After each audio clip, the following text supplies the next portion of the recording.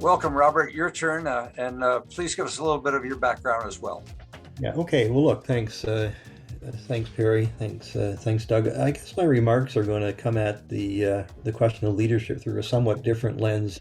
So I've had a career spanning almost 40 years, now retired, but almost 40 years in government as a scientist, a manager, and executive, and in many of those roles as an advisor to senior public servants, being one myself, and to regulators and to politicians.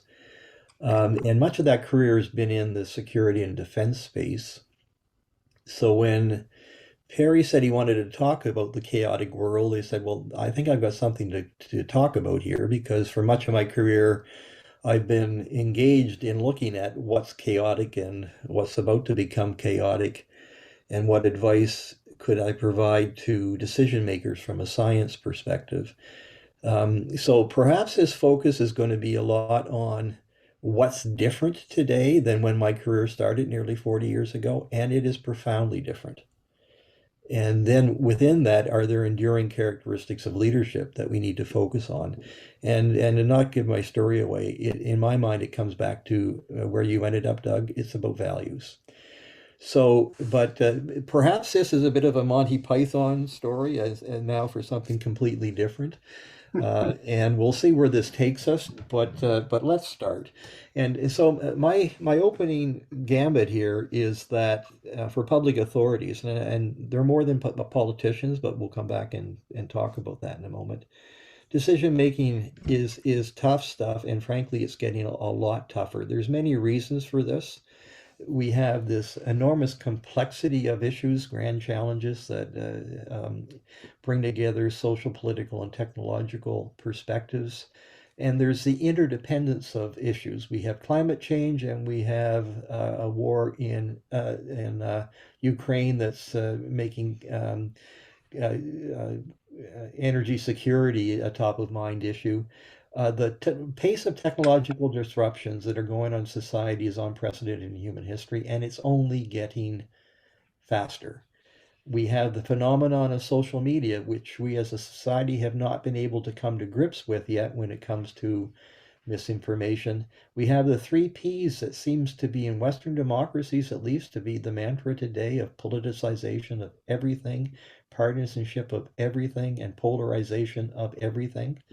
And we have another reality, which is an evolution of the role of science in society and the way it contributes into thought processes and decision making. So what's my bottom line? We've seen declining public trust in what's been the view of public authorities in the past and traditional experts. So I'm going to explore a bit as to why I think that's happening, and perhaps then segue into discussions as what we can do about it. So let's begin.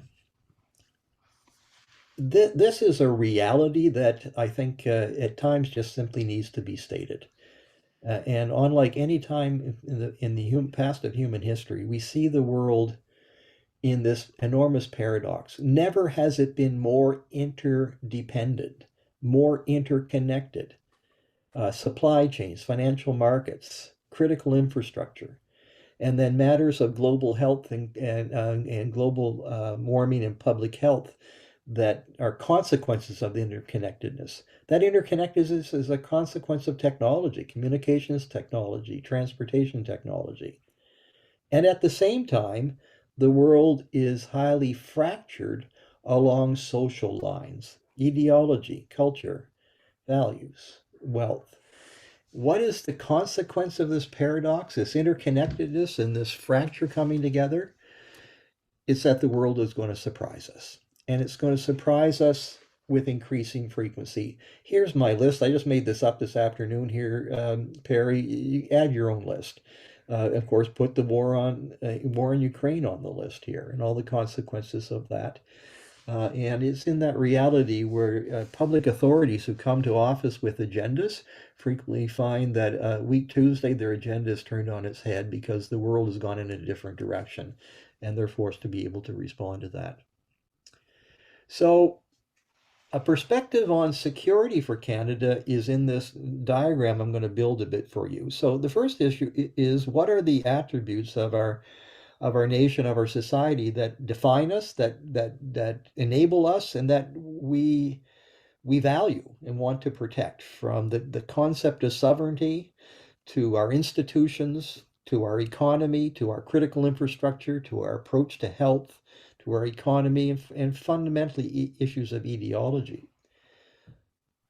On the other side of the coin, we have threats to that reality through a variety of mechanisms and actors, from Mother Nature through to terrorism and conflict, to the phenomenon of radicalization and crime. And then we have a number of what I've come to call threat multipliers, matters that out there that, on the one hand, when solved, can be economic opportunity, but when not solved, actually exacerbate the threats to our society. And in that is even globalization of science and technology, which generally is looked at as an upside, but there are actually a number of downsides as science becomes and technology is leveraged by threat actors to attack us, cybersecurity being an example. And here's my message, is that these perspectives are interdependent, and that when something happens, such as interstate conflict, war in Ukraine, you see a push on energy security. Energy security has a push on the economy. And it's that dynamic in which leaders are inevitably forced to operate.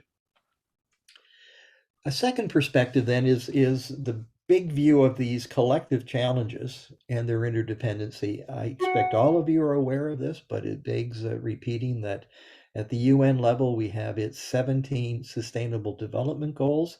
These are getting a bit dated. They've been around now since the mid 2000s, but they've been a powerful lever, particularly in with our youth and our universities, as providing a framework through which we're looking at the investments in education and research of our next leaders coming through our universities and colleges, and trying to solve the problems that they're inheriting from us.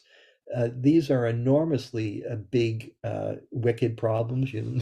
Number one, no poverty. Number two is zero hunger. Down to number 16, peace, justice, and strong institutions. The UN has done a great job, I think, in galvanized global action around this. However, there's no accountability for delivery against these here, perhaps the fundamental weakness. But that is one perspective. I actually find more intriguing this list of grand challenges that is actually the list put forward by the granting councils of the federal government that fund academic research as 16 perspectives on the problems that we see coming into the scope of reality today, that we need, frankly, Canada's best minds to be focused on how do we solve them.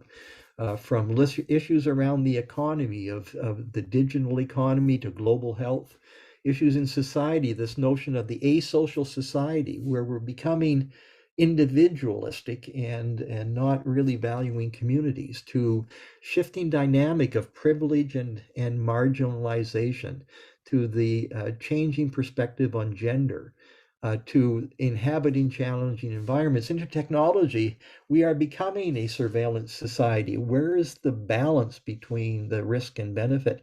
The manner in which technology can enhance humanity into what's called humanity plus. And of course, this is the emerging age of bio, everything bio. In the environment space, to living within our Earth's carrying capacity, and the fact that there's hardly a part of nature that's not somehow being contaminated with human presence, to fundamental challenges on governance systems that actually work, the changing nature of security and conflict, and finally, this really does resonate, I'm sure, with all of us: truth under fire in a post-fact world.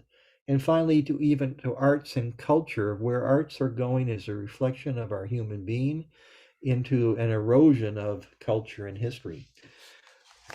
All to say that these issues, you look at them in 16, and we ask people to do a deep dive on any one of them. For leaders, they're actually working at the confluence of these issues at the same time. I want to come back and talk a bit about this idea of technology and technological disruption. I think I heard remarks in your comments in your opening remarks, Perry, about the world we live now, where we see a number of what are called platform technologies, from AI to quantum to nano to genomics, that are seeing a plethora of technological innovations coming forward that are disrupting markets. However, for leaders, it only starts with the markets. And this I would say is oftentimes the under-recognized reality of the disruptions that occur from technological advances, or that technology enables an innovation that disrupts. Witness Shopify or Google. And it's actually the way that disruption plays into market dynamics, societal dynamics, dynamics around health, safety, and security, and finally into government, or perhaps I could call it even governance.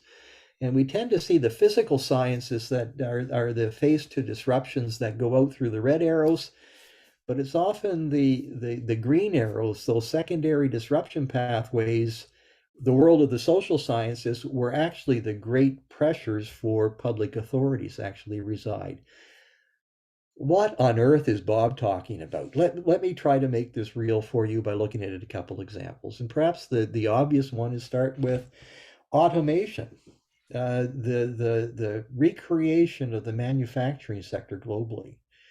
You may challenge me on my stats here, but I believe the stats are in, and about 80% of the job loss in North America and Europe, due to in manufacturing, is a product of automation, and only 20% a product of outsourcing. The jobs have been lost; they're not coming back. And so, yes, we have a dynamic where automation has impacted the market, but what it's also done is eroded the Western middle class. These were good jobs. That's played into societal dynamics, and that's one of the key contributors to the growth in populism and the whole impact that has had on government dynamics. Let me give you another example, which is perhaps self-evident, but social media. And what's it happened? I mean, social media has profoundly changed and is changing our social dynamics. On the one hand, it's created this new reality called the attention economy, where what's the attention span of young people these days, and how markets play into that. There's some negative sides playing into health, safety, and security, where social media has been a platform for online radicalization. It's enabled cybersecurity. And then we look into government dynamics of how that social media has given voice to the democratization of decision making, to phenomena such as cyberbullying, and of course, to fake news. So, and as I pointed out, it's those green arrows and trying to understand how all of that plays out, where the real hard stuff sits for public authorities.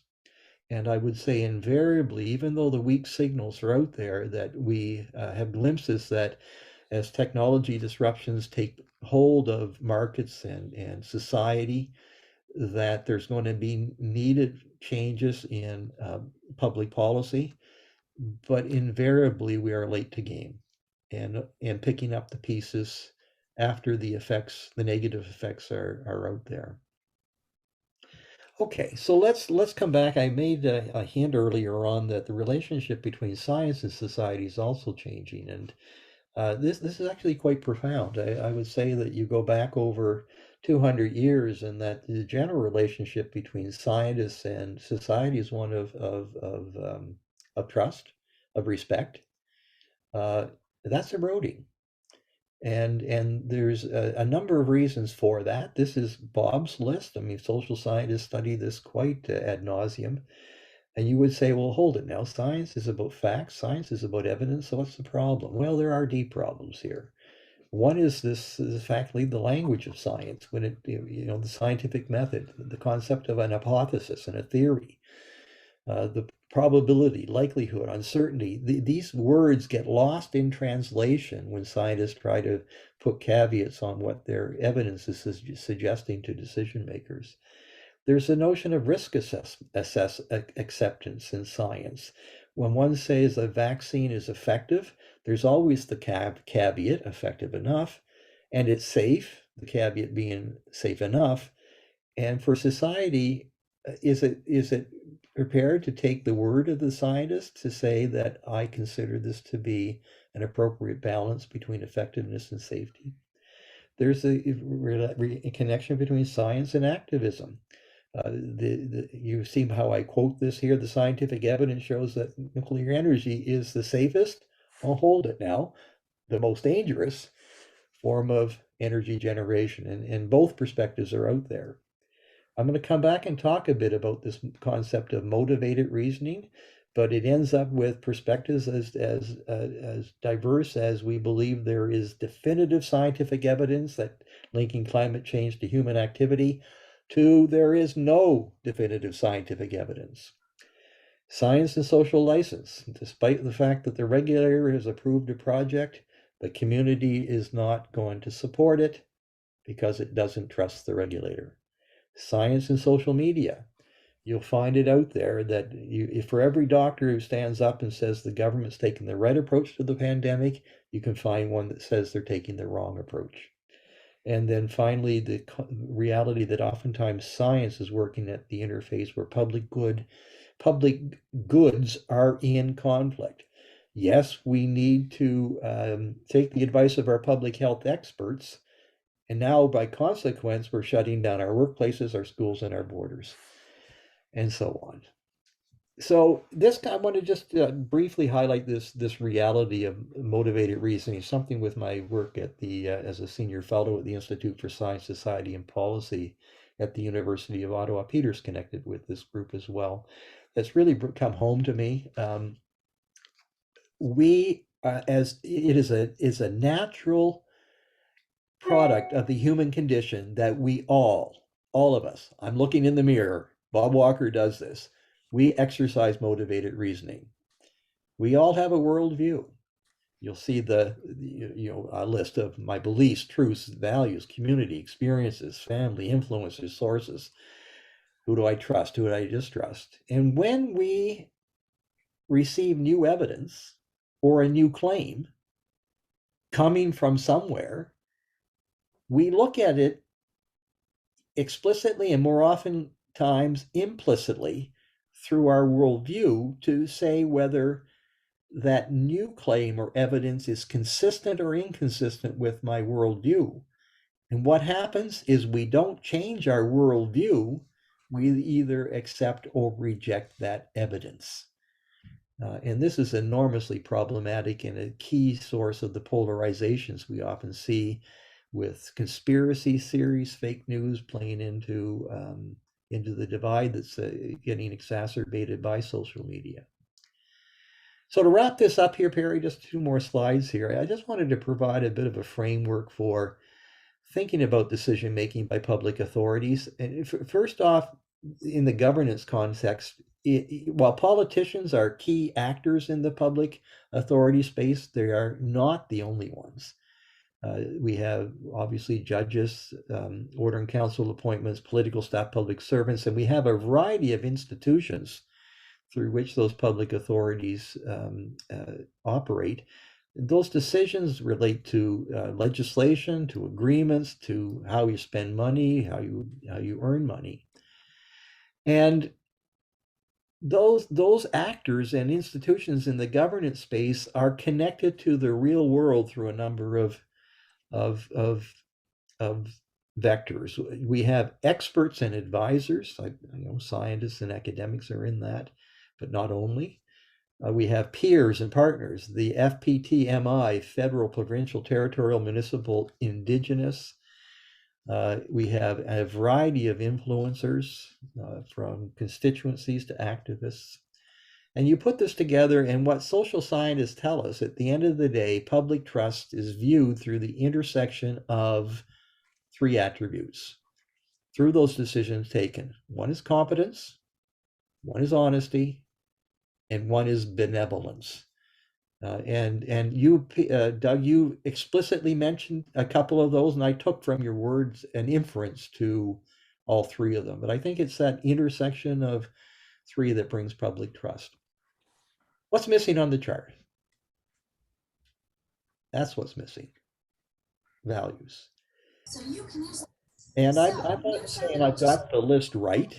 This is Bob's list, but from respecting lines of respecting our Constitution, the concepts of accountability, use evidence where it's available, enormously important, the rule of law. This concept of justice is about equity and fairness. It's about transparency. It's about listening.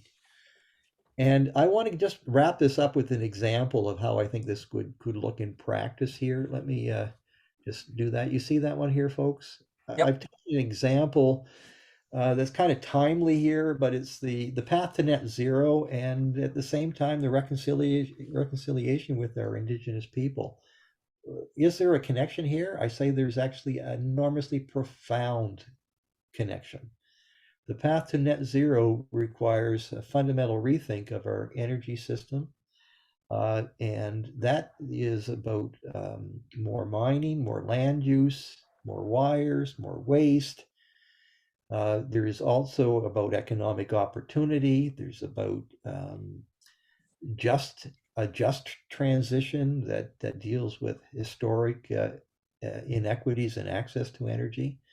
And we've got the findings of our Truth and Reconciliation Commission, and the fact that our Indigenous peoples are also rights holders. It's not just about looking for a handout. There's rights here, and so I'm just saying, if you look at this through the concept of public authorities, there's a variety of ways we could bring a value perspective to that intersection that perhaps makes it more human.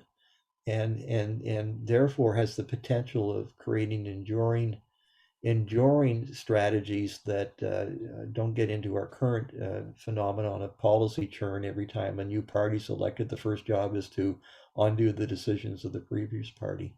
So that's it here, Perry. I hope that's of use, even though if perhaps it's a little different perspective than what you folks have been talking about in the previous webinars, but open to the discussion. Over to you. That was superb. I mean, I think what you really gave us was a good insight into the sources of chaos at a very high level, and the challenges to leadership on whether or not, in a world of evolution or maybe revolution, and I think that's a point to discuss as well, is the best form of leadership one that is top down, where some source of knowing what is best for all is in power and uses its influence as a leader to change society from the top down, or is the most appropriate during a period of change such as we're going through, bottom up, that spends time in consultation. And I think raising the point that you've done on reconciliation is in itself an interesting topic, because reconciliation, when achieved, is usually two-way. And the discussion to this date seems to be only one way: blame, guilt, apologies. And I'm not sure that we really have true reconciliation underway. It seems to be almost an imposition of one party on another. But you've opened up our discussion into the sources of chaos.